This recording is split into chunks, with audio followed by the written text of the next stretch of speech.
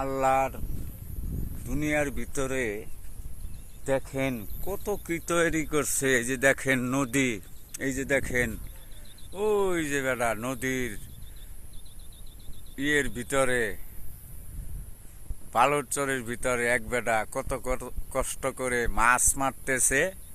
ওই দেখেন, এই যে দেখেন সোনালি হাড় যাকে বলা হয়, যেটা পাট, এই যে শোলা নাড়ছে দেখেন। এটা হলো জামালপুর। এ বাবা, এটা কি শেরপুর পড়ছে না জামালপুর? এই যে দেখেন আমাদের শেরপুর ডিস্ট্রিক্টেই পড়ছে। উনি কি মাছ মারুন বাবাজি?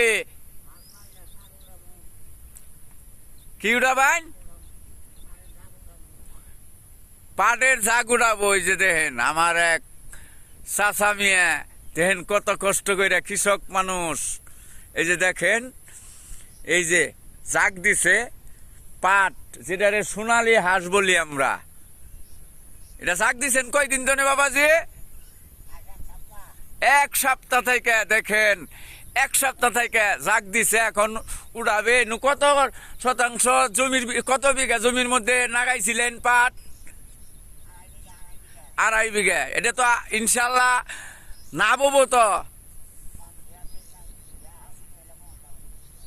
আচ্ছা, তবে আমি মনে করি মনে হয় পাটের মধ্যে নাব আছে বাবাজি, পাটের মধ্যে নাব হবে। এই যে দেখেন অপূর্ব এলাকা।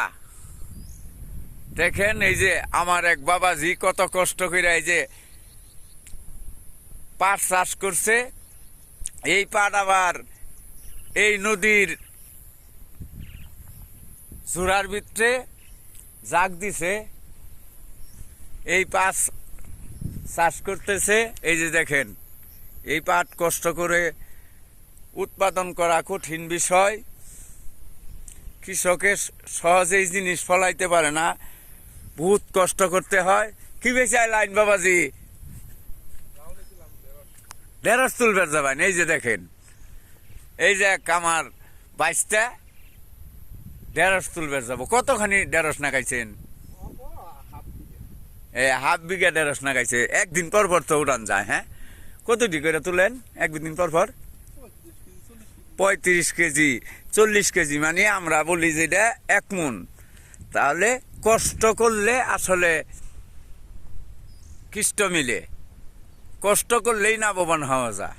আসুন আমরা সবাই মিলে কৃষি কাজ করি, বিভিন্ন কৃষি প্রকল্প গড়াই, তাহলে মনে হয় আমাদের বাংলাদেশে কৃষকদের অভাব থাকবে না।